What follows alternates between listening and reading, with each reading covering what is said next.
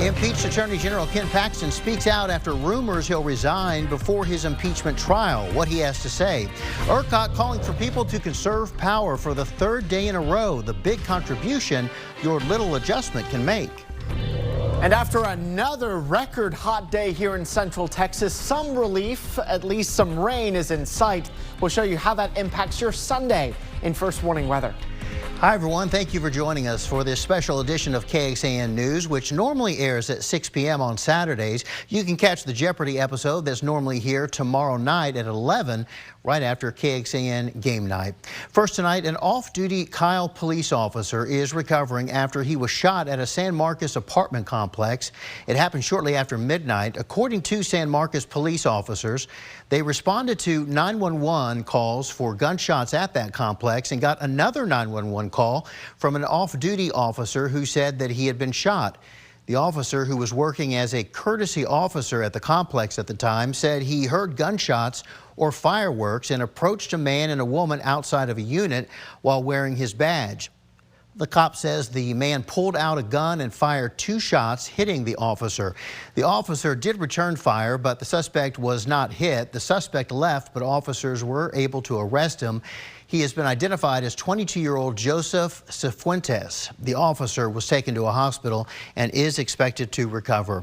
Impeached Attorney General Ken Paxton is refuting rumors today that he may resign before his impeachment trial starts next month. In response to those rumors, Paxton wrote on social media, "Wrong. I will never stop fighting for the people of Texas and defending our conservative values." Paxton's counsel also denied the reports. Whether he resigns or not, the House team leading that effort to remove him from office says the trial will proceed regardless. Paxton will face a trial in the Senate beginning September the 5th. If 2/3 of the Texas Senate finds him guilty on any articles of impeachment, he will be removed from office.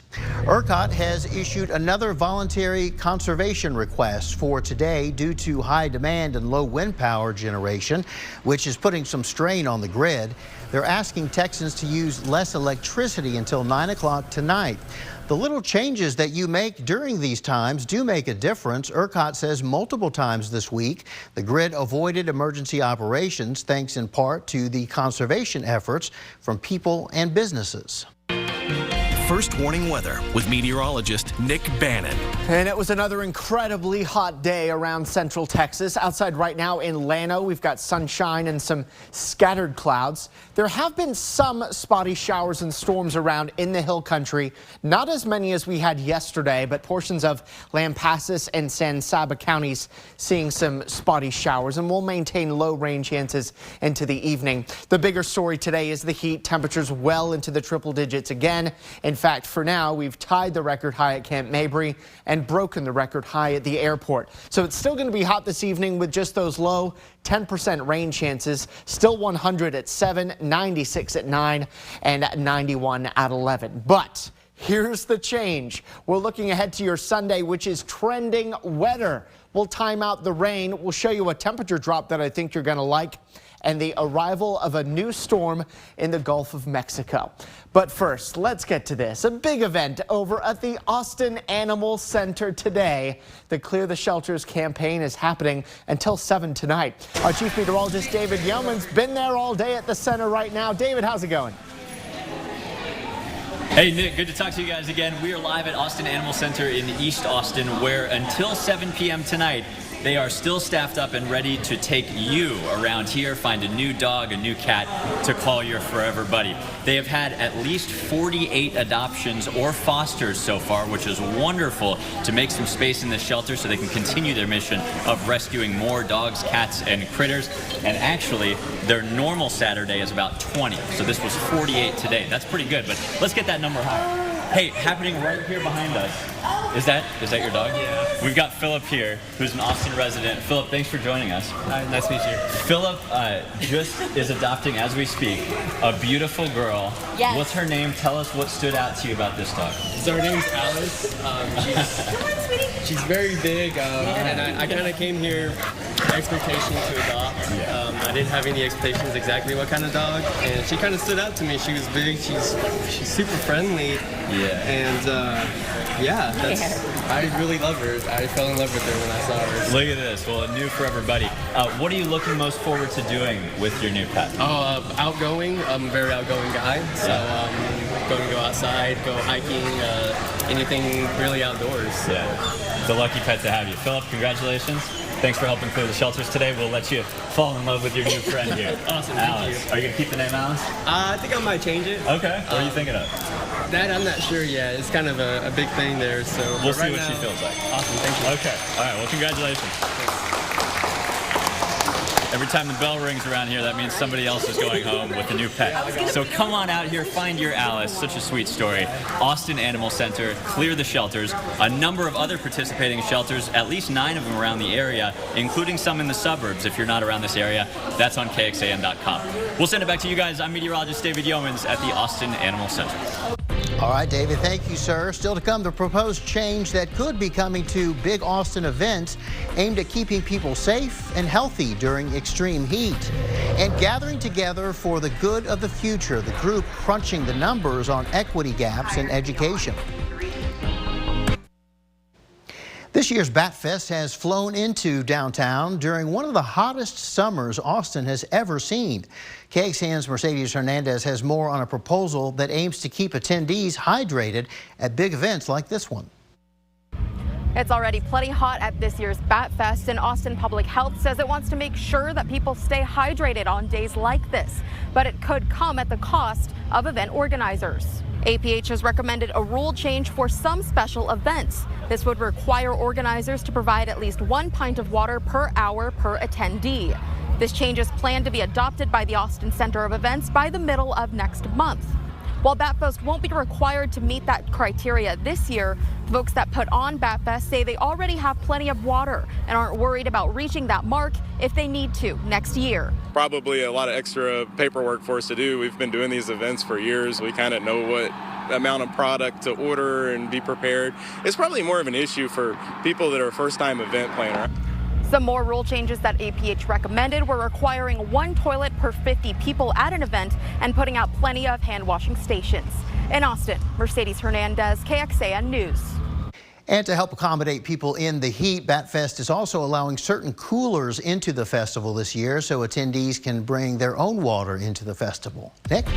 Record-tying heat at Camp Mabry with a high of 107. Record-breaking heat at the airport with a high of 106, the previous record being 103. There's some good news, though, and it's just 4 weeks away. The beginning of fall, 4 weeks from today on September 23rd. But we've got a cold front we're tracking for tomorrow. We'll show you how much rain comes with it in First Warning Weather. A multi-part Black education series started today. Leaders looking for ways to make education more equitable in our area. Multicultural reporter J.Lo Washington tells us how they're hoping this summit can help get a better idea of how to do that. Well, the Black Leaders Collective is the group that organized this summit today, and they are expecting about 300 parents, teachers, caregivers, those who are really closest to the issues, because who better to come up with a solution? Leaders from groups like the NAACP and the predominantly Black charter school, the Texas Empowerment Academy, are just a couple of people who are in these rooms today. This summit is just the first of 3, focusing on the data. We're talking about early literacy numbers, college and military readiness, the amount of Black educators in Central Texas. With these hard figures, they're hoping to not only spread awareness, but to give a better idea of where the equity gaps are. We realized we had a lot of questions about where Black students were being educated. We've seen Black families pull students from public education. So we know that we have Black students in public education, private, homeschool, unschool, charter schools.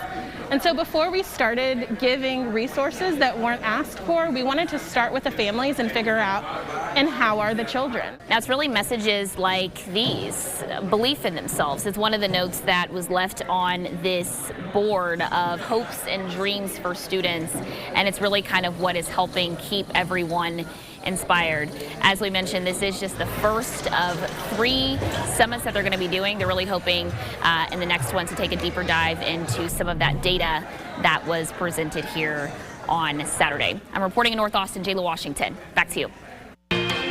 First warning weather with meteorologist Nick Bannon. All right, lots to get to. First, we got some spotty showers moving through parts of the hill country. These very unlikely to reach the metro or our eastern counties. Only about 10% of you getting any measurable rain here today. But just to the north of us, a cold front that's actually going to be arriving a little earlier than we were previously anticipating, which means increasing rain chances now for your Sunday. Before we get to Sunday, spotty shower or storm in the hill country through about 8 or 9 o'clock tonight. The rest of us stay dry, mostly clear to partly cloudy. We'll have a few clouds around tomorrow morning. Your Sunday morning does look all dry, but as we head into the afternoon, spotty showers and storms start to develop as early as, say, 1 o'clock. But notice the coverage of them really blossoms as we head through 3, 4, and 5 o'clock in the evening. We're now going about 50% rain coverage here tomorrow during the second half of the day and into your Sunday night. Some of the rain may come down locally heavy, but most of us will not get a lot of rain out of this here tomorrow. How much rain as we head through your Sunday? Well, amounts will vary a lot. Some of you miss out on rain.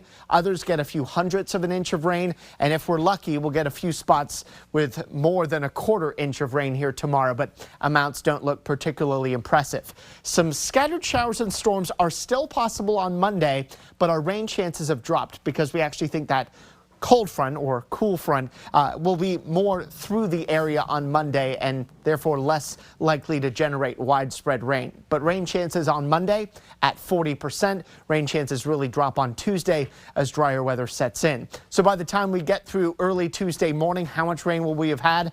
Anywhere from 1/100 of an inch to as much as 1/2 an inch. But there could be some localized 1 inch plus reports only in a few areas though. What we're all going to benefit from, because we're not all going to get the rain, we're all going to get some heat relief. We're going to go from 107 tomorrow, very hot, down to 100 Monday, 99 Tuesday, and 101 on Wednesday. So the temperature's not quite cool, but cooler. We'll also notice a big drop in the humidity on Monday into Tuesday. As comfortable as upper 90s and low triple digits will get, that's about as well as we will feel here. Rain chances unfortunately disappearing though after early Tuesday. We're back to sunshine and dry Wednesday, Thursday, Friday, and Saturday, and back into the triple digits as well. I do want to update you on the tropics. We've got now Tropical Depression 10 that is formed near the Yucatan Peninsula. It's expected to become a tropical storm as we head into Monday and Tuesday, and potentially a hurricane as it heads for the Florida Panhandle. What will this be called? Well, the next letter on the list is an I name. That's Idalia. Tropical storm or hurricane Idalia. Florida should start preparing now. This is KXAN Sports, brought to you by Thomas J. Henry. One last go-around for the Dallas Cowboys of the preseason, and we've got the game on the CW Austin. Kickoff will be at 7 o'clock, even though there is tonight's game. The topic of Week 1 was brought up to Cowboys quarterback Dak Prescott, as Prescott and the Cowboys preparing for the Giants. The offensive plays will be called by Mike McCarthy this season, and Prescott feels like the transition has been smooth. Yeah, I feel great about where we are. Much different than last year. I mean, I think we've said it all off-season, all spring long, even in training camp. We're in a much better place than we were right now than we were at this time last year, just with the installation, just with the details of everything. So now it's on to the regular season, which begins for the Cowboys Sunday, September 10th against their division rivals, the New York Giants. That game will be right here on KXAN as well. Our MLS, Austin FC back on the pitch against their rivals to the north, FC Dallas. The Verde and Black have a chance to capture the Copa Tejas trophy. In order for Austin to do that, they'll have to beat FC Dallas or draw. FC Dallas not far behind Austin FC in the Western Conference standings, and this one has the ingredients to be an intense match. Going to Dallas is always challenging. We went there last time and got a tie, and that was enough to capture it. I think the same would be said today. I know Nico. I know their group. They have a more full squad now. I think we've all been hit with injuries, but it'll be a competitive match. They're a good team, as are we. So we got to go there understanding what they are, who they are, but also with the idea and understanding of what we need to do to hurt them. There's high school football to talk about today. Liberty Hill opened up their season. The action from San Antonio when sports continues after this. Keep it here. Week 1 of the high school football season continued today as the Liberty Hill Panthers start off the 2023 season facing the same opponent they met to begin last year's campaign, San Antonio Wagner. The Panthers beat Wagner last year. We'll see how they did this year. This one was played down in San Antonio. First play, senior fullback for Wagner, Braden Pressey, up the gut on the triple option. That's a 60-yard touchdown there for Wagner. Then Liberty Hill, they don't throw a lot, but this one pretty successful thanks to a great catch from Noah Long for a big gain. That would lead to a field goal for the Panthers. Third play, here we go, junior Davion Anderson for Wagner. Catches the pitch off the motion and he houses it from 30 yards out. Wagner wins over Liberty Hill 49-17. All right, the biggest highlight from Westlake's season opening win over Ridge Point was this Spencer Barnett field goal from 59 yards out. Not the record, that's 62 yards, but that's still pretty far. Westlake would win 31-21. College football is back earlier on KXAN. Notre Dame took on Navy in Dublin, Ireland to kick off the season. Fighting Irish ranked 13th to start the year, Navy unranked. Fighting Irish up big already. Spencer Hartman, what a day for him. And what a day for that guy, Jaden Greathouse, the Westlake alum, on the touchdown. First one of the game for Greathouse, 21-0 Notre Dame. Then Hartman with them up 28-0, looking for someone, and he finds Greathouse again. 2 touchdowns for Greathouse today. Notre Dame rolls 42-3 over Navy. UT, of course, will start next week. All right, we've got all this football that's starting. We just need the football weather to start as well, but we're not going to get that anytime soon. No. At least temperatures will drop after tomorrow, but not for fall-like air that you all really want. Let's first show you the rain and storm chances that we have for you tomorrow. We start dry tomorrow, but look, those rain chances get up to 50% during the afternoon and early evening, which is pretty decent rain coverage for us considering what we've had lately. We're not going to get a lot of rain, but there may be some localized higher amounts here tomorrow. It's sure going to be a hot day, though, with a high of 107, perhaps our last day like that for a little while at least. You can see on our 7-day, every other day is cooler, low triple digits and some upper 90s in the mix. Good to be back in the 90s again. It is nice. Thanks for watching, everybody. Hope to see you back here at 10 o'clock.